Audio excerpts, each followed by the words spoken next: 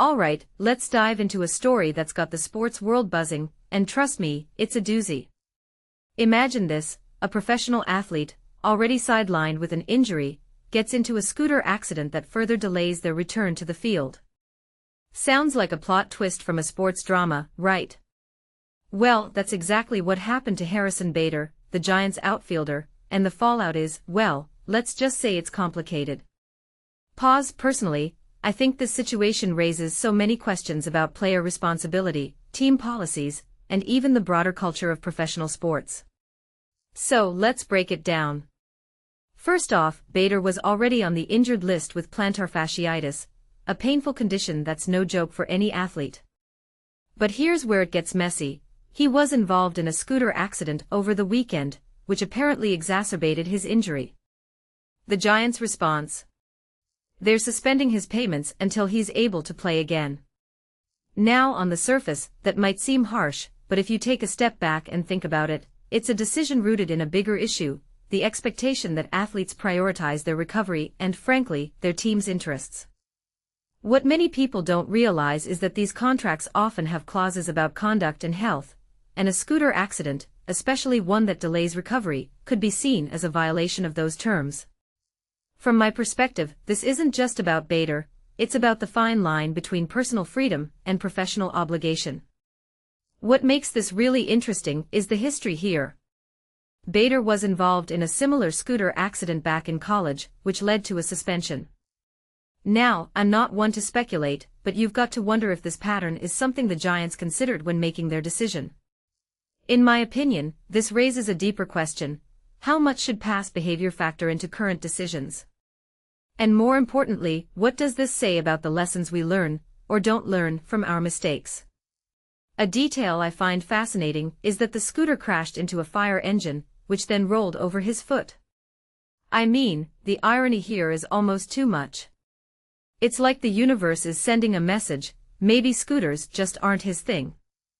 Now let's talk about the Giants' move to suspend payments. On one hand, it's a business decision.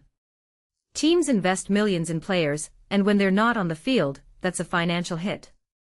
But here's where it gets tricky: what if this accident wasn't entirely his fault? What if there were external factors at play?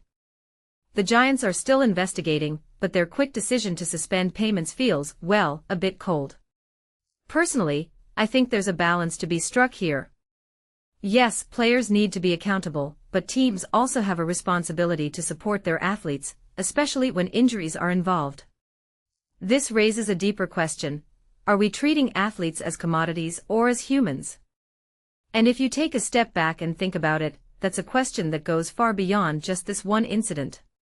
Another angle to consider is the role of the MLB Players Association. So far, they haven't commented, but you've got to imagine they're watching this closely. If this sets a precedent, it could have huge implications for player contracts and rights. What this really suggests is that we're at a crossroads in how we handle athlete conduct and recovery. From my perspective, this isn't just about Harrison Bader or the Giants, it's about the future of sports management and the relationship between teams and their players. So, where does this leave us? Well, for one, it's a reminder that being a professional athlete comes with a unique set of pressures and expectations. But it's also a call to rethink how we approach accountability and support in sports. One thing that immediately stands out is how quickly this situation escalated. A scooter accident turns into a suspended payment, which turns into a broader conversation about player rights. It's a lot to unpack, and honestly, I'm still processing it all. What do you think? Is the Giants' decision fair, or have they crossed a line? Let me know in the comments. I'm genuinely curious to hear your take. As we wrap up, I'm left with this thought: in the high-stakes world of professional sports, where every decision is scrutinized, how do we balance accountability with compassion? It's a question that doesn't have an easy answer, but it's one we need to keep asking. Thanks for watching, and don't forget to hit that like button and subscribe for more breakdowns like this. Until next time, keep thinking critically and stay curious.